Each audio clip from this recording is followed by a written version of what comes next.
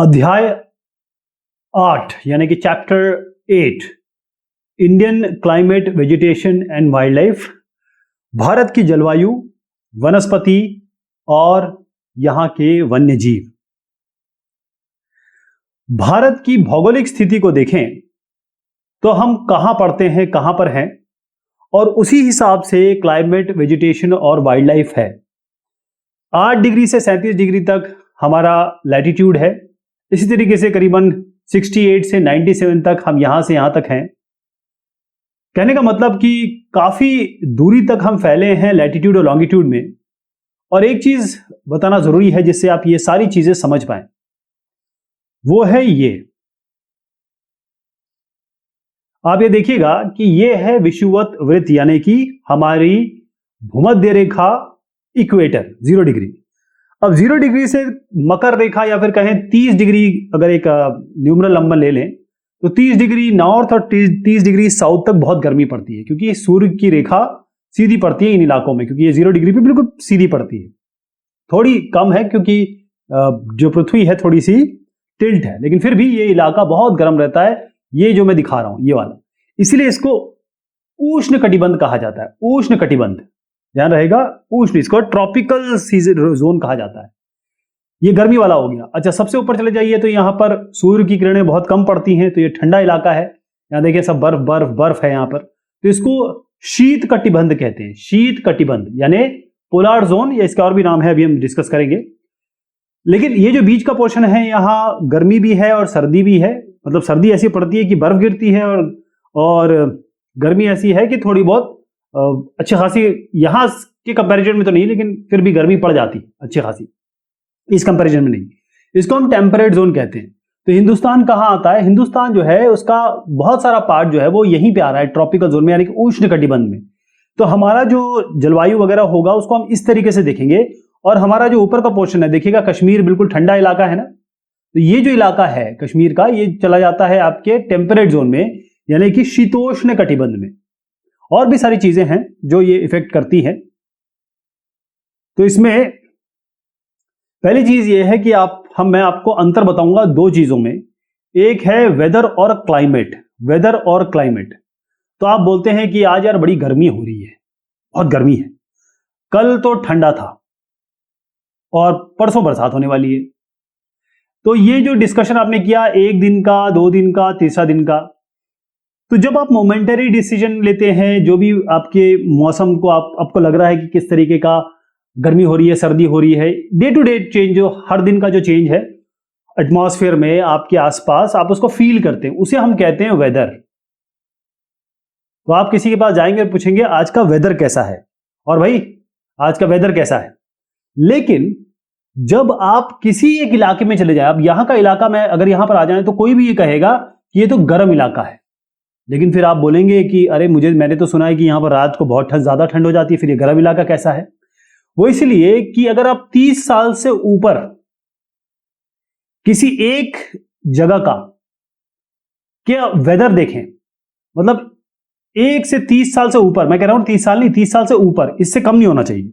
इससे ऊपर अगर आप इसी जगह का वेदर देखें और सबका एवरेज निकालें, तब जो यहां का वेदर बनेगा उसे हम क्लाइमेट कहेंगे। यह हो गया वेदर मतलब मौसम, क्लाइमेट मतलब होता है जलवायु। यानी किसी एक समय में जो यहां पर होगा उसे हम कहेंगे वेदर, लेकिन एक अंतराल के बाद बहुत समय तक जो यहां पर चलता है, हमेशा एवरेज लेते हैं उसका, सालों साल का, उसके बाद हम कहते हैं कि यहां का क्लाइमेट ऐसा है। तो अगर आप 30 साल के ऊपर कर रहे हैं, तो अगर आप 50 साल के ऊपर भी करेंगे तो भी आपको ये गर्म इलाका, ड्राई इलाका ही नजर आएगा। इस तरीके से हम, जैसे मैंने आपको पोजीशन बताई अपनी, ये इसको मान के चलिए 8 डिग्री है, 0 डिग्री नीचे है, तो 0 डिग्री पर बहुत ज्यादा गर्मी पड़ती है, तो 8 डिग्री पे भी अच्छी खासी गर्मी पड़ती है। तो आप देखेंगे तमिलनाडु, केरला, कर्नाटका, आंध्र प्रदेश, यहाँ के लोगों का जो कॉम्प्लेक्शन होता है थोड़ा डार्क होता है। उस डार्क कॉम्प्लेक्शन का कारण यह है कि यहाँ पर गर्मी बहुत ज्यादा पड़ती है, तो सूरज की गर्मी डायरेक्ट पड़ती है, तो जो स्किन है वो डार्क हो जाती है, काली हो जाती है, ये है।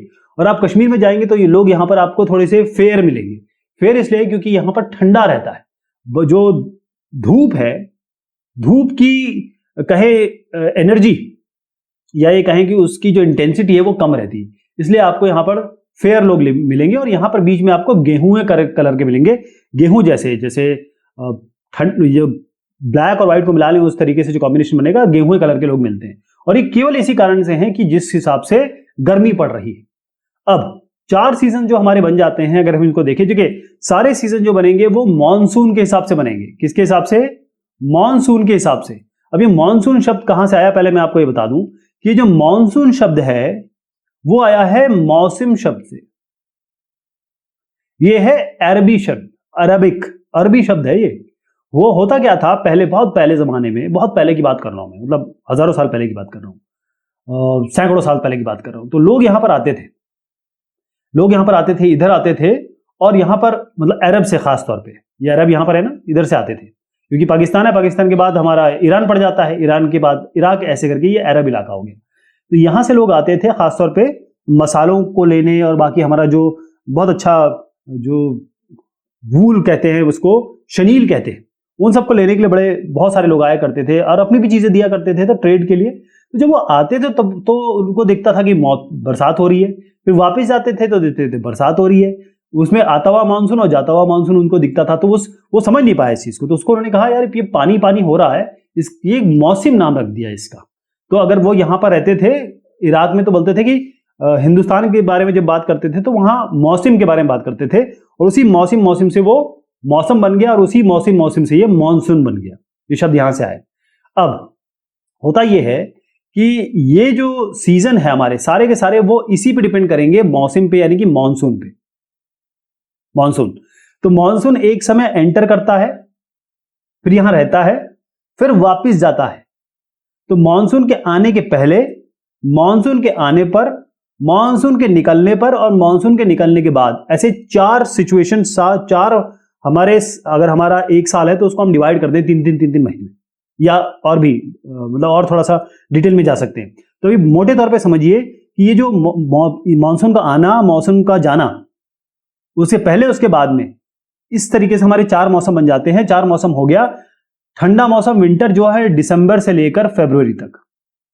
हॉट वेदर होता है समर, बहुत गर्म होता है ये, मार्च से लेकर मई तक।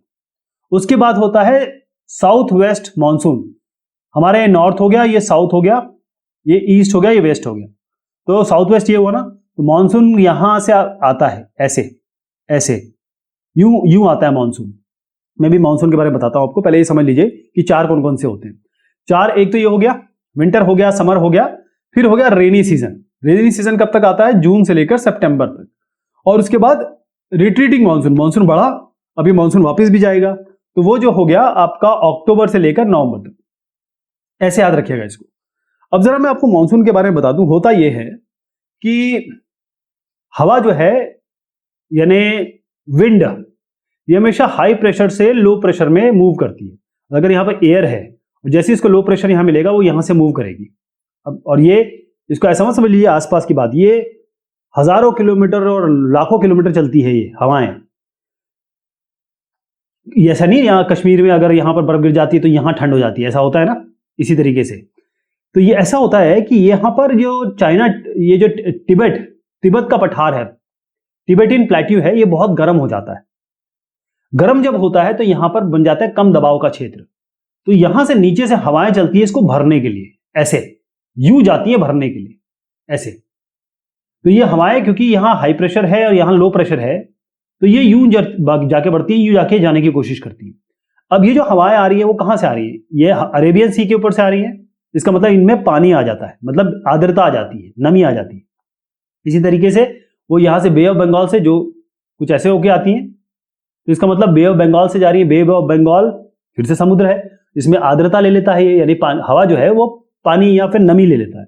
अब ये जो नमी लेके जब यहाँ पर ये हवाएं आती हैं और उसके बाद धीरे धीरे यहाँ पर ये आगे बढ़ती हैं, तो अपनी जहां जहां पहाड़ उनको मिलता है वो आर्द्रता छोड़ती रहती है, यानी अपना पानी गिराती रहती है। तो ये इस समय तक पानी गिराती रहती है, ये मानसून सीजन तक, मानसून जो है ये वाला। और इसलिए साउथ वेस्ट कहा जा रहा है क्योंकि इस तरफ से आती है। मेडागास्कर और ये सब का नाम दिया जाता है, जो अफ्रीका का नीचे उस तरफ, उस मतलब एक इसमें एक साइंस है। इसमें क्या होता है कि जो नीचे की रेखा है ना, वो ऐसे जैसे पोल चेंज करती है या इक्वेटर चेंज करती है, वो अपना डायरेक्शन चेंज कर देती है। वो एक आगे पढ़ेंगे हम, तो उसके कारण फिर वो इसी डायरेक्शन में आती हैं ऐसे, और फिर वो जैसे ही उनको हाई लो प्रेशर मिलता है वो इस तरफ मुड़ जाती है। तो कहानी ये हुई हमारी कि यहां पर जब आया मानसून तो यहां पर पानी उसने गिरा दिया, उसके बाद ये वापस आता है मानसून, मतलब हवाएं वापस आती है, क्योंकि अब यहां पर हाई प्रेशर का क्षेत्र बन जाता है यहाँ पर, क्योंकि अब ठंडक अगर आने वाली है तो यहाँ हाई प्रेशर हो जाता है, लो प्रेशर हो जाता है, तो ये हवाएं जब वापस आने लगती हैं, जब ये वापस आती हैं तो यहाँ तो ये वापस निकल जाती हैं यूं करके इधर, लेकिन जब यहां से वो वापस गुजरती हैं, जब ये वापस गुजरती है तो यहाँ पर ये बे ऑफ बंगाल से होकर गुजरती है। इस बे ऑफ बंगाल से जब गुजरती है तब क्या होता है, फिर से आर्द्रता ले लेती है। तो जब रिट्रीटिंग मानसून आते समय तो सब जगह बरसात हो रही है, लेकिन रिट्रीटिंग मानसून जब मानसून वापस आ रहा होता है तो बरसात होती है तमिलनाडु और आंध्र प्रदेश में, क्योंकि जब ये वापस आ रही है तो आर्द्रता इन्होंने ले ली, फिर वो यहां जाके टकरा के जो भी हवा यहाँ टकराती है यहाँ यहाँ ऐसे करके बरसात कर देती है। तो विंटर सीजन जो हवा जो ये कहे ठंडक का जो सीजन है उसमें सनराइज जो है डायरेक्टली फॉल नहीं करती, इसलिए टेम्परेचर कम रहता है। ये नदर्न इंडिया की बात कर रहा हूं मैं। हॉट सीजन यानी कि समर होता है, यहाँ पर बिल्कुल सीधी सूर्य की किरणें पड़ती हैं, और यहाँ पर एक और इंपॉर्टेंट है कि हवा जो होती है उसमें आर्द्रता नहीं होती, ड्राई होती है। तो अगर आप यहाँ पर खड़े हैं और हवा ऐसे आई, इसमें आर्द्रता तो है नहीं और आपके अंदर तो पानी है ना, इंसान के इसमें पानी होता है और पानी बहुत बड़ा मात्रा में होता है, तो ये हवाएं जो है आपसे पानी ले लेंगी, खींच लेंगी, और जब पानी खींच लेती है इसी को लू कहते हैं हम। लू लग जाती है ना, कहते हैं लू लग जाती है। तो आम का पना पता क्यों पीते हैं? आम का पना ये कहते हैं अपने आपको हाइड्रेट रखो, पानी पीते रहो, शिकंजी पीते रहो। वो इसलिए है क्योंकि अगर गर्म हवाएं चल रही हैं और हवा में आर्द्रता नहीं है तो आपसे खींच लेंगी, तो आपको डिहाइड्रेशन हो जाएगा, आप मतलब गंभीर समस्या हो सकती है। फिर उसके बाद है साउथ वेस्ट मानसून, जैसे मैंने बताया साउथ, देखिए यहाँ लकीरें भी दिखाई जा रही है, मैं आपको जरा अच्छे से दिखा दूं। ये जो लकीरें हैं यहाँ पर है, देखिए जून को यहाँ पहुंचता है, ऐसे बढ़ता है, ये ऐसा बढ़ता है, 5 जून को यहाँ पहुंच गया, फिर यहाँ 10 जून को यहाँ पहुंच गया, 15 जून को यहाँ पहुंच गया, 1 जुलाई, 15 जुलाई, इस तरीके से सबका एक समय है, थोड़ा 19-20 हो सकता है, लेकिन यहाँ पर ये हवाएं इस तरीके से आती हैं और मानसून पहुंचता है। ये जो सीजन है ये मानसून में इस तरह से आगे बढ़ता है, जैसे मैंने बताया कि अरेबियन सी और बे ऑफ बंगाल यहाँ से हवाएं आ रही हैं और ये पानी लेके आती हैं, और जैसे माउंटेन पड़ता है, कहीं भी पहाड़ पड़ता है, ये बरसात कर देती है। फिर उसके बाद समय आता है, अब ये हवाएं आ तो गई, अब वापिस भी जाना है, क्योंकि यहाँ पर अब लो प्रेशर का केंद्र बन जाता है, टिबेटन प्लेट्यू में हाई प्रेशर का केंद्र बन जाता है, तो हवा इधर की तरफ जाती है। तो जब ये इधर की तरफ जाती हैं तो उससे क्या होता है, बाकी तो निकल जाती है, केवल ये जो हवाएं हैं इधर से जो आ रही है बे ऑफ बंगाल से, वो फिर से आर्द्रता ले लेती हैं और फिर यहाँ आके बरसात कर देती हैं। कहने का मतलब ये है कि 2 जगह मैं आपको बताऊंगा, तमिलनाडु और आंध्र प्रदेश, तमिलनाडु और आंध्र प्रदेश, इसमें रिट्रीटिंग मानसून जब गुजर वापिस जा रहा होता है तब यहाँ बरसात होती है। तो क्लाइमेट मैंने जैसे बताया कि बहुत सारे साल, हाउ मेनी ईयर्स, 30 से ऊपर होना चाहिए, इतने सालों में एक जगह की जो जलवायु है या एक जगह का जो वेदर है उसको हम जलवायु कहने लगते हैं। अब हमारा हिंदुस्तान पूरी तरीके से मानसून पे डिपेंडेंट है। मानसून अच्छा होगा तो क्रॉप अच्छी होगी, कल्टीवेशन अच्छा होगा, यानी हमारी खाद्य जो उत्पाद है वो अच्छा होगा, अदरवाइज थोड़ा सा कम हो जाएगा। अब ये है कि किसी भी जगह का क्लाइमेट मैंने बताया कि वो बहुत इफेक्ट करता है उस जगह की हाइट कैसी है, उस जगह की ऑल्टीट्यूड कैसा है, मतलब वो कितनी दूरी पर है, कितना ऊंचा है, सी से कितना दूर है, उसकी एंगल क्या है उस जगह का, या हाइट क्या है, टेम्परेचर प्रेशर क्या है, सब चीज पे डिपेंड करता है। कहने का मतलब ये है कि अगर आप यहां पर आ जाए तो गोवा में गोवा में जिस तरीके का मौसम होगा वही यहां पर आपको केरला के इस जगह पे मिल जाएगा, ठीक, वही आपको उड़ीसा के इस जगह पे मिल जाएगा, बंगाल के इस जगह पे मिल जाएगा। कारण ये है कि ये सब समुद्र के आसपास है, लेकिन जो यहां पर आपको मिलेगा, जम्मू कश्मीर में जो मिलेगा वो आपको यहां नहीं मिलेगा। क्यों? क्योंकि जम्मू कश्मीर की और इस जगह की हाइट अलग अलग है। यहां पर ये इनकी समुद्र की दूरी, आप देखिए समुद्र की दूरी कितनी ज्यादा, समुद्र तो यहां है ही नहीं, बल्कि इस जगह समुद्र है ही नहीं। समुद्र से कितनी दूरी है, क्या इसका रिलीफ है, इसके कारण बहुत सारी चीजें क्लाइमेट पे इफेक्ट करती हैं, क्लाइमेट उसी से डिसाइड होता है। अब मैं आपको एक बात बताता हूं, नाम बताता हूं अलग अलग। देखिए हिंदुस्तान में 2 रीजन में आपको बता रहा हूं, जैसलमेर और बीकानेर, ये बहुत हॉट हैं, बहुत गर्म हैं, राजस्थान के बहुत गर्म इलाके हैं, इतने गर्म हैं कि पूछिए मत। और वहीं द्रास और कारगिल, ये है जम्मू कश्मीर में, ये इतने ठंडे हैं कि इसमें सब 0 टेम्परेचर पे चले जाता है, मतलब नेगेटिव टेम्परेचर चला जाता है। अब इन जगह को मैं दिखा रहा हूं, आप समझिएगा कि इसकी क्या बात कर रहा हूं। पहले मैं आपको मुंबई कलकत्ता भी दिखा दूं, ये मुंबई यहां पर है और कलकत्ता यहां पर है, ठीक है जी। अब ये दोनों के दोनों जो है वो समुद्र के करीब है, तो यहां की जो टेम्परेचर है, यहां का टेम्परेचर ना तो ज्यादा गर्म होगा ना ज्यादा ठंडा होगा, क्योंकि ठंडा हो नहीं सकता, गर्म हो नहीं सकता। जैसे ही ठंडा होगा यहाँ पर हवाएं जो है, मतलब साथ में समुद्र है, गर्म होगा तो समुद्री हवाएं या समुद्र में जो नमी है वो उसके काउंटर कर लेगी, और अगर ज्यादा ठंडा होगा तो भी इस तरीके से यहां से वहां चली जाएंगी। इसका मतलब यहाँ का सम जलवायु होती है, ना ज्यादा गर्म ना ज्यादा ठंडा, तो यहाँ पर इन इलाकों में। और यहाँ पर बहुत ज्यादा गर्म इसलिए हो जाता है क्योंकि ये बिल्कुल 8 डिग्री या कहें कि ये इक्वेटर के बहुत पास है। यहाँ फिर भी थोड़ा बेरेबल है, लेकिन यहाँ बहुत अनबेरेबल है। खैर, एक और जगह आपको बताऊंगा मैं, वो है मौसिनराम। मौसिनराम मेघालय की एक जगह है, मेघालय में मौसिनराम करके जगह है। वो ऐसी जगह है कि जहां विश्व में सबसे ज्यादा बरसात होती है। मैं आपको बता दूं कि जब मैंने पढ़ा था तो चेरापूंजी जो थी वो सबसे ज्यादा बरसात होने वाली आई कर देते हैं। चेरापूंजी सबसे ज्यादा बरसात यहां पर होती थी, लेकिन अब ये है मौसिनराम में होती है। लेकिन दोनों आसपास ही है, बिल्कुल आसपास जगह है। और एक ऐसी जगह मैं आपको दिखाऊंगा जो जैसलमेर, वहां तो पूरे साल भर, ऐसे कई साल है जहां पर पूरे साल भर बरसात नहीं होती। तो चलिए एक एक करके मैं इस जगह को दिखाता हूं। शुरुआत करते हैं हम यहां, राजस्थान, ध्यान रहेगा, राजस्थान ले जा रहा हूं आपको। यहां पर ये जैसलमेर, यह है बीकानेर, जैसलमेर बीकानेर। जैसलमेर एक ऐसी, ये दोनों बहुत गर्म इलाके हैं। जैसलमेर तो ऐसा इलाका है जहां पर पूरे साल भर बरसात नहीं होती, कभी कभी। ये हो गया। अब आइए ठंडे इलाकों में, मैं इस जगह की बात कर रहा हूं। ये बिल्कुल इस जगह को दिखते रहिएगा। जम्मू कश्मीर ये वाला हो गया। अब आइए यहाँ KARGIL दिख रहा है आपको, ये कारगिल हो गया। उसी की थोड़ा साइड में यहाँ पर है द्रास। कारगिल और द्रास ऐसे इलाके हैं, ये इलाके इतने ज्यादा ठंडे हैं कि पूछिए मत। ओके, अब आइए आप इस जगह पे, मेघालय देख रहे हैं आप, बांग्लादेश के जस्ट ऊपर मेघालय, यहां पर ला रहा हूं मैं आपको। ये मेघालय हो गया, ये इलाका। इस जगह पे शिलोंग है, इसकी राजधानी है। थोड़ा इधर 200 किलोमीटर इधर आएंगे तो यहां पर आता है मौसिनराम। क्या आता है? मौसिनराम। 11,873 11873 मिलीमीटर बरसात होती है पूरे साल भर। आप सोचिए, तो ये जो इलाका है यह सबसे ज्यादा बरसात होती है। और उसी के बगल में चेरापूंजी, जैसे मैंने बताया था कि मैं जानता था चेरापूंजी, लेकिन अब ये चेंज हो गया, मौसिनराम हो गया है। और इसी के 200 किलोमीटर शिलोंग है, वहां पर पानी की कमी है। ये भी एक आयरनी है ना। अब हम बात करते हैं नेचुरल वेजिटेशन की, यानी कि नेचुरल वेजिटेशन का मतलब होता है प्राकृतिक वनस्पति। प्राकृतिक वनस्पति का मतलब होता है कि इसमें आप और मैं कुछ रोल नहीं अदा करते। ये पेड़, ये पौधे अपने आप उगते हैं, इनमें हमारा कोई रोल नहीं होता। इन्हीं को हम नेचुरल वेजिटेशन कहते हैं। तो हमारे देश में आपको कैक्टस भी मिल जाएंगे, छोटे पेड़ भी मिल जाएंगे, बड़े पेड़ भी मिल जाएंगे, आम मिलेगा, नींबू मिलेगा, आपको ग्रास मिलेंगे, मतलब घास मिलेंगे, कांटेदार पौधे मिलेंगे, बहुत सारी चीजें यहां मिलती है। वो सारी की सारी चीजें ऐसी, बहुत सारी ऐसी हैं जो अपने आप उग जाती हैं। मतलब इसको कहते हैं नेचुरल वेजिटेशन। इसमें हमको ज्यादा मेहनत नहीं करनी पड़ती। जो हम खाते हैं पीते हैं उनको हम खुद उगाते हैं, ऐसे खुद उगाते हैं, लेकिन बाकी सब चीज अपने आप ही आ जाती है। तो होता यह है कि जैसे मैं बार बार आपसे कह रहा हूं कि हमारा क्लाइमेटिक कंडीशन बहुत अलग है। अगर आप कनाडा में चले जाएंगे तो वो एक पर्टिकुलर शीतोष्ण कटिबंध में, तो आपको ठंडी मिलेगी। वहां का जो टेम्परेचर होता है गर्मी में, समर के समय, वो 22-23 डिग्री होता है। आप समझिए, इस टेम्परेचर में 22-23 डिग्री में वो गर्मी काटते हैं। और -15, -17, -20 ऐसा तो वो नॉर्मल जो ठंड का समय होता है वहां काटते हैं। तो वहां जो पेड़ पौधे हैं उनमें ज्यादा डिफरेंस नहीं मिलेगा आपको। हमारे यहाँ डिफरेंस बहुत ज्यादा है, क्योंकि ठंड भी है, गर्मी भी है, बरसात भी है, ये रेत भी है, आसपास समुद्र भी है, सब चीजें हमारे यहाँ है। इसीलिए ये है कि हमारे पास बहुत सारे वेजिटेशन मिलते हैं। तो चलिए इसको डिवाइड किया जाए 4 भागों में। इसको हम कहेंगे tropical evergreen forest, tropical deciduous forest, thorny bushes, mountain vegetation और मैंग्रोव। चलिए 5 भाग में डिवाइड कर दिया। भाग 5 है ये, 5 भाग में डिवाइड करते हैं इनको। क्या क्या हो गया? ट्रॉपिकल एवरग्रीन फॉरेस्ट, इसको हम कहते हैं, मैंने आपको क्या इलाका बताया था, हमारा क्या है? उष्णकटिबंध।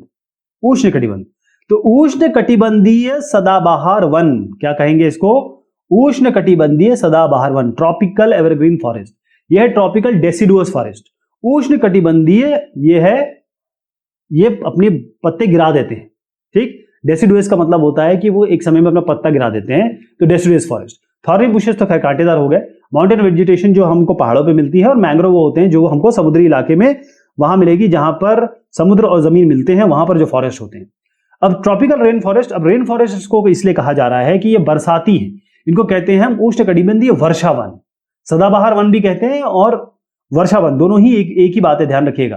तो जो ट्रॉपिकल रेन फॉरेस्ट है वो वहां होते हैं जब बरसात बहुत अच्छी होती है, 200 से ज्यादा बरसात होती है। और क्योंकि बरसात बहुत ज्यादा होती है तो पानी मिलता रहता है, पेड़ बढ़ते रहते हैं, तो हमेशा ये जो जंगलात हैं यहाँ, ये कहेंगे बहुत घने वन यहाँ पर मिलेंगे, बहुत घने वन मिलेंगे आपको।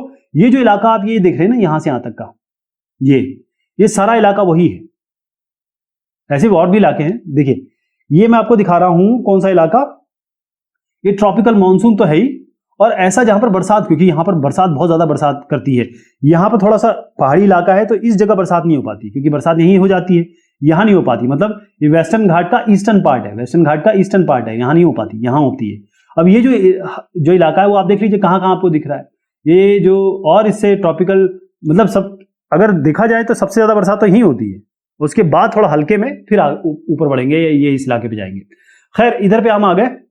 ये मैंने आपको बताया कि यहां पर जो आपको वन मिलेंगे उनमें हमेशा पत्तियां रहेंगी, लेकिन ऐसा है नहीं, ऐसा है नहीं। कारण क्या है समझिए इसको। होता यह है कि जैसे ये तीन मैं पेड़ दिखा रहा हूं आपको, तीन टाइप के पेड़, होगा ये कि किसी समय ये अपने पेड़ पत्ते गिरा देंगे, क्योंकि ये दोनों पेड़ आसपास है तो आपको लगेगा कि ये पूरा वन जो है जंगल भरा हुआ है, कहीं भी कोई ऐसा पत्ते नहीं गिरे हैं। एक समय में क्या होगा, ये पत्ते गिरा देंगे, ये दोनों के पास पत्ते रहेंगे, तो इसका मतलब अभी भी यही सिचुएशन बन जाएगी। तो हमेशा ये जो ये कहें जंगल हैं, ये हमेशा हमें सदाबहार दिखेंगे, इसीलिए हम इसको वर्षा वन या सदाबहार वन कहते हैं, ट्रॉपिकल रेन फॉरेस्ट, ध्यान रहेगा। अब ये एक तो ये इलाका मैंने आपको बता दिया, ऊपर से अंडमान निकोबार का इलाका, यहां तो बरसात होती रहती है। जैसे मैंने बताया था आपको कि मैं काफी साल रहा हूं यहाँ पे, करीबन 7-8 साल रहा हूं, तो हमेशा बरसात होती रहती है। यहाँ बरसात नहीं होती है तो एबनॉर्मल हो जाता है, नॉर्मल है बरसात। तो यहाँ अंडमान निकोबार आइलैंड, ये नॉर्दर्न ईस्टर्न स्टेट्स जो हो गए, और ये जो वेस्टर्न, मैंने कहा ये जो बहुत वेस्टर्न स्लोप है वेस्टर्न घाट्स का, ये वाला इलाका जो है नॉर्दर्न ईस्टर्न स्टेट हो गया, ये अंडमान निकोबार का इलाका, यहां पर आपके ट्रॉपिकल एवरग्रीन फॉरेस्ट मिलेंगे। तो इसके जो पेड़ मिलते हैं मेनली वो क्या है, महोगनी, एबोनी, रोजवुड। अब हम आते हैं ट्रॉपिकल डेसिडुएस फॉरेस्ट में। डेसिडुएस का मतलब ये है, ये पतझड़ है, पतझड़, पर्णपाती वन कहते हैं इसको हम, उष्ण कटिबंधीय पर्णपाती वन, यानी कि ट्रॉपिकल डेसिडुएस फॉरेस्ट। ये क्या करते हैं कि ये सारे के सारे, जैसे ये तीन है, इन्होंने तीनों ने एक ही मौसम में पत्ते गिरा दिए, पत्ते एक बार में गिरा दिए। अब एक बार में पत्ते गिरा दिए तो हुआ क्या, आपको लगेगा कि ये गंजा हो गया, ये जो जंगल है वो नंगा हो गया, गंजा हो गया, इसमें पत्ते नहीं है। तो ये इसलिए होता है क्योंकि मान लीजिए यहां पर बहुत गर्मी पड़ रही, गर्मी पड़ती है तभी ये ऐसा कारण नहीं, तभी होता है, गर्मी बहुत पड़ रही है। अब गर्मी पड़ती है तो क्या होगा, पानी तो मिल नहीं रहा है, हवा में आर्द्रता तो है नहीं, नमी तो है नहीं, मॉइस्चर तो है नहीं, तो क्या होगा, ये सारे पत्ते गिरा देंगे। फिर जब थोड़ा ठंडक का समय आएगा इसमें पत्ते दोबारा आ जाएंगे। यही कारण है कि अपने सारे पत्ते एक साथ गिरा देते हैं। तो वो फॉरेस्ट जो होते हैं वो ट्रॉपिकल डेसिडुएस फॉरेस्ट कहते हैं। इनको हम मॉनसून फॉरेस्ट भी कहते हैं, क्योंकि मॉनसून पे डिपेंड करते हैं, जब पानी आता है तो इस पे पत्ते आ जाते हैं, पानी चला जाता है तो पानी पत्ते नहीं रहते इसमें। अब इसमें जो सबसे इंपॉर्टेंट ट्रीज हैं उसको मैं बता देता हूं, साल है, टीक है, पीपल है, नीम है और शीशम है। और कहां मिलते हैं, ध्यान से देखिएगा, मैं एक एक जगह पॉइंट कर रहा हूं। आपको मिलेगा ये मध्य प्रदेश में, मध्य प्रदेश हो गया ये, और उत्तर प्रदेश, यहां पर आ जाइए, फिर ये बिहार पे आ जाइए, बिहार हो गया, फिर झारखंड पे आ जाइए, फिर छत्तीसगढ़ पे आ जाइए ये, और यहां पर आइए उड़ीसा पे, इस जगह पे उड़ीसा, और कुछ जो महाराष्ट्र के जो ऊपरी पार्ट है यहां मिलते हैं, ठीक है, ये वाला इलाका। तो ये है ट्रॉपिकल डेसिडुएस फॉरेस्ट। फिर हम आइए थॉर्नी बुशेस पे। तो आपको पता है कांटेदार कहां मिलेंगे, कांटेदार पेड़ पौधे का मतलब ये है कि वो पानी बचाना चाहते हैं, पानी बचाने का काम करने वाले पेड़ ही में ही कांटे होते हैं, बाकियों में नहीं होते। थॉर्नी बुशेस वो वहां पर होते हैं जहां पर गर्म इलाका होगा, वहां पानी की बहुत कमी होगी, किल्लत होगी। तो कहां मिलेंगे आपको, जगह पहले बता देता हूं। आइए, गर्म इलाका सबसे कौन सा है आपको बताइए, राजस्थान, गुजरात, फिर यहां आ जाइए हरियाणा, फिर आइए ये जो ईस्टर्न स्लोप है वेस्टर्न घाट के, मैंने आपको बताया था कि ये हमारा एक पहाड़ी या कहें ऊंचा इलाका है, इसको हम वेस्टर्न घाट कहते हैं, इसको ईस्टर्न घाट कहते हैं। लेकिन ये ईस्टर्न पार्ट है वेस्टर्न घाट का, ये वेस्टर्न घाट हो गया ना, उसका ईस्टर्न पार्ट, ये वाला जो जगह है, ठीक है जी, ये वाली जो जगह है, ये वाली, यहां पर आपको थॉर्नी बुशेस मिलेंगे। और इसमें जो मेन पेड़ या पौधे मिलते हैं वो है कैक्टस, खैर, बबूल और कीकर, ध्यान रहेगा। अब मैं बात करता हूं माउंटेन वेजिटेशन की। अब देखिए, बस इसमें एक चीज समझ जाएंगे तो आपको सब समझ में आ जाएगा। जैसे ये पहाड़ है, यहां पर अलग पेड़ होंगे, यहां पर अलग पेड़ होंगे, यहां पर अलग पेड़ होंगे, ऐसे पेड़ होंगे, ऐसे। तो जैसे आप हाइट बढ़ेगा आपको अलग अलग पेड़ मिलने शुरू हो जाएंगे। जब आप एकदम हाइट पे पहुंचेंगे, जैसे आप 1500 से जैसे आप 2500 के ऊपर पहुंचने लगेंगे, तो तो आपको कोनिकल शेप में, कोन दिख रहा है ना आपको, ऐसे कोनिकल शेप में मिलेंगे। जब आप जम्मू का जो जवाहर टनल है, जम्मू से जब जाते हैं श्रीनगर, जैसे ही जवाहर टनल आप क्रॉस करते हैं, अपने आप देखेंगे कि आपके पेड़ बिल्कुल बदल जाएंगे। इसलिए कहते हैं कि कश्मीर जो है वो बिल्कुल अलग देश की तरह है, अलग एक साम्राज्य की तरह है, क्योंकि वहां पर पेड़ पौधे ही अलग है, हवा ही अलग है, खुशबू ही अलग है। तो इसीलिए इतनी इंपॉर्टेंट जगह वो हो जाती है हमारे लिए। और यहाँ पर पेड़ पौधे इस तरीके से हो जाते हैं, और उसका कारण सिर्फ बिल्कुल सिंपल है, उसमें हमारा कोई योगदान नहीं है। उसका कारण ही ये है कि वहां पर ठंडक ज्यादा है, बरसात होती है, वो बर्फ गिरती है, तो इसलिए उनको, इन पेड़ पौधों को ऐसा बनना पड़ता है, क्योंकि इतनी सारी चीजें इनको सहनी पड़ेगी। ये क्लियर हो गया। अब इसमें इनको हम कॉनीफेरस ट्रीज कहते हैं, ये वाले जो होते हैं इसको कॉनीफेरस। कॉनीफेरस जो आया है वो कौन सा आया है नाम, कॉनीफेरस ट्रीज। अब इसमें जो मिलते हैं, चीड़ हो गया, पाइन हो गया, देवदार हो गया, ये ध्यान रखिएगा, चीड़, पाइन और देवदार। अब आ जाइए जरा मैंग्रोव फॉरेस्ट पे। मैंग्रोव फॉरेस्ट का सीधा मतलब ये है, इसको बहुत ध्यान से देखिएगा, यहां समझाने की कोशिश करता हूं मैं। यहां पर पानी है, यहां पानी है, दलदल है, पानी है, नमकीन पानी भी है, मीठा पानी भी हो सकता है, और दलदल है। इन दलदलों में जो पेड़ उग रहे हैं और यहां जमीन है, उनमें उन पेड़ों को, और ये फॉरेस्ट बना देते हैं, इतने सारे पेड़ उग जाते हैं, इनको हम मैंग्रोव फॉरेस्ट कहते हैं। तो सलाइन वाटर, नमकीन पानी में ये उग जाते हैं, और मेनली ये आपको इस इलाके में मिलेंगे, सुंदरबन के इलाके में। सुंदरबन का इलाका और सब जगह, जहां जैसे गोदावरी का डेल्टा बन रहा है, कृष्णा कावेरी का डेल्टा है, तो यहां जहां जहां आपको डेल्टा मिलेंगे वहां पर आपको ये मिल जाएंगे। खासतौर पे अंडमान निकोबार में तो बेहतरीन, बहुत ज्यादा ये मैंग्रोव फॉरेस्ट है। अभी मैंग्रोव फॉरेस्ट में बात यह है कि इसमें एक ट्री है, एक स्पेशल ट्री है, उसका नाम है सुंदरी। जो मैंग्रोव फॉरेस्ट है उसमें एक ट्री, जो पेड़ है, बहुत आयत मात्रा में आपको ट्री मिलता है, वो ट्री है, क्या नाम है इसका, सुंदरी। इसीलिए इस जगह का नाम क्या पड़ा हुआ है, सुंदरबन। आपने देखा होगा कि बांग्लादेश जब क्रिकेट खेलता है, या उसका जो झंडा भी है, उसमें आप देखेंगे शेर बना होता है, Bengal tiger, royal Bengal tiger, वो यही है, इसी जगह पे है। अब फॉरेस्ट क्यों जरूरी है हमारे लिए? ये हमारे लिए जीवनदायिनी है फॉरेस्ट, जंगल। अब देखिए, अगर मैं आपको गिनती बताऊंगा ना तो आप सक पका जाएंगे। क्यों? आप बोलेंगे ये भी यहां से मिलता है, ये भी यहां से मिलता है, क्योंकि हर चीज वहीं से मिलती है ऑलमोस्ट।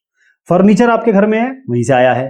स्पोर्ट गुड्स, क्रिकेट जो आप खेलते हैं, लकड़ी कहां से आ रही है? यहीं से आ रही है। फ्यूल, जो गांव के इलाकों में लकड़ियां जलाई जाती है, यहां से आती हैं। फॉडर, जानवरों को खाने के लिए अपना शेल्टर आप उससे बनाते हैं। मेडिसिन यहां से बनती है, आयुर्वेद वगैरह।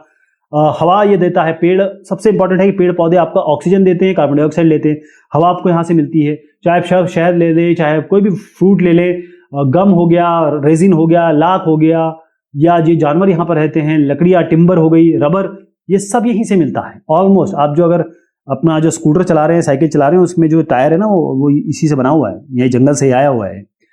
तो हमारे लिए बहुत जरूरी है साहब ये कार्बन डाइऑक्साइड। सबसे इंपॉर्टेंट बात है कि कार्बन डाइऑक्साइड ये ले लेता है पेड़, और हमको ऑक्सीजन देता है। इससे बड़ी चीज क्या होगी? और हम क्या कर रहे हैं? हम इसको काटे चले जा रहे हैं, हम इसको काट रहे हैं। और काटने का सबसे बड़ा नुकसान मैं आपको बताता हूं। जैसे मैंने आपको ये पेड़ दिखाया था, ये पेड़, ये जमीन है, तो पेड़ ने क्या कर रखा है, अपने ये जो रूट्स है ना, उससे मिट्टी बांध रखी है यहाँ पे। तो अगर इस पेड़, यहाँ पर पेड़ है, तो हवा और पानी जो आएगी वो इस मिट्टी को नहीं ले जा पाएगी। एक तो ये पेड़ जो है उसकी स्पीड कम कर देगा, और पेड़ ने जो पकड़ रखा है मिट्टी को, वो हवा और ये बहुत तेज हवाएं और पानी इसको नहीं ले जा पाएगी। तो इससे सॉइल इरोजन नहीं होगा, इससे मृदा अपरदन नहीं होगा। सॉइल इरोजन को रोकने के लिए सबसे अच्छा पेड़ है। तो हम पेड़ों को काटेंगे तो सॉइल इरोजन होगा, पेड़ों को काटेंगे तो आपको ये सब चीजें नहीं मिलेगी। अब आपको डिसाइड करना है कि आपको ये सब चीजें चाहिए आप या नहीं चाहिए। पेड़ नहीं काटना है भाई, कोई बोले तो थोड़ा रोक लेना उसको। वन महोत्सव अगर हम कर सकते हैं, कुछ स्पेशल प्रोग्राम है, वन महोत्सव करेंगे, वहां पर हम जागरूकता पैदा कर सकते हैं। खास तौर पे आप जो बच्चे हैं, उनको अगर ये समझ में आ जाए कि भाई पेड़ हमारे लिए इतने इंपॉर्टेंट है, तो उनके दिमाग में बैठेगा कि ये तो हमारे लिए जीवनदायिनी है, जीवन रक्षक है हमारे लिए। अब वाइल्ड लाइफ की बात करते हैं। जो हमारे जानवर मिलते हैं, मैमल्स मिलते हैं, सरपेंट मिलते हैं, रेप्टाइल्स मिलते हैं, यानी रेंगने वाली चीजें, चलने वाली चीजें, खाने वाली, चाहे शाकाहारी हो चाहे मांसाहारी हो, बहुत सारे तरीके के वाइल्ड लाइफ है। और उसका कारण सीधा मैंने आपको बता दिया, क्योंकि हमारी क्लाइमेटिक कंडीशन अलग है, जलवायु अलग है, हर जगह अलग अलग चीज मिलती है। सबसे इंपॉर्टेंट चीज मैं आपको बता देता हूं, वो है हमारा नेशनल एनिमल। आप देख रहे हैं, एक रॉयल सी चीज दिख रही होगी आपको, ये इतना मेजेस्टिक दिखता है, अगर आप देखेंगे कभी इसको ना तो मंत्रमुग्ध हो जाएंगे। ये है हमारा राष्ट्रीय नेशनल एनिमल। क्या है ये? टाइगर। टाइगर हमारा नेशनल एनिमल है। कई लोग याद रखते हैं लायन, लायन नहीं है, शेर नहीं है, ध्यान रखिएगा। ये है, कितना मेजेस्टिक है, क्या धारियां हैं इसमें, कितना सुंदर एनिमल है ये जो एनिमल है, ये हमारा नेशनल एनिमल है टाइगर। टाइगर और कहां मिलते हैं? आ जाइए यहाँ पे गुजरात में, आप देख रहे हैं। अच्छा ये टाइगर यहाँ नहीं, ये तो यहाँ खैर इधर पे है, मैं यहाँ पर आपको शेर के लिए लाया था। ये शेर हैं, गिर फॉरेस्ट में आपको मिलते हैं एशियाटिक लॉयंस। जो एशियाई शेर हैं वो कहाँ मिलते हैं? गुजरात के गिर फॉरेस्ट। ठीक, यहां पर आ जाइए। ये आपको एक एक क्या है, थॉर्न, मतलब एक सींग वाला, नाक के ऊपर इसकी सींग होती है वाला, ये इसे कहते हैं राइनोसेरस। राइनोसेरस ये कहाँ है? आसाम में। यहाँ पर हाथी भी है। इसके अलावा केरला, ये जो केरला कर्नाटका, यहाँ पर भी आपको हाथी मिलते हैं। और अगर हम कहें कि मरुस्थल का जहाज कौन है, तो वो है कौन? कैमल। कैमल, ऊंट। तो ऊंट कहाँ मिलेगा? यहाँ पर आपकी वो इलाका है जहां आपका मरुस्थलीय इलाका है। तो आप यहाँ पर ग्रेट इंडियन डेजर्ट में, रन ऑफ कच्छ में, यहाँ पर अब इस जगह पे आपको क्या मिलेंगे? कैमल्स मिलेंगे। इसके अलावा पूरे देश में आप देखेंगे, अच्छा यहाँ पर आ जाऊँ, मैं यहाँ दिखा दूँ आपको। यहाँ वाइल्ड गोट्स मिलते हैं, बकरियां, स्नो लेपर्ड्स हैं, बेयर्स हैं, वो सब इन इलाकों में मिलते हैं यहाँ से यहाँ तक। ठीक, अब इसके अलावा आप हर जगह बंदर जरूर पाएंगे, आपको वुल्फ मिलेंगे, जकैल मिलेंगे, नीलगाय, चीतल, ये तो आपको हर जगह मिलेगी।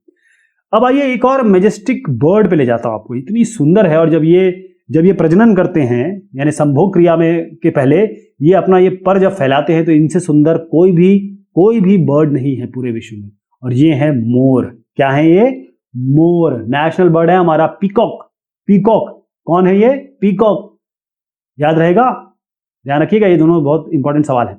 इसके अलावा आपको तोता, मैना, पिजन, मैना, गीज, बुलबुल, डक, ये सभी आपको मिलेगी।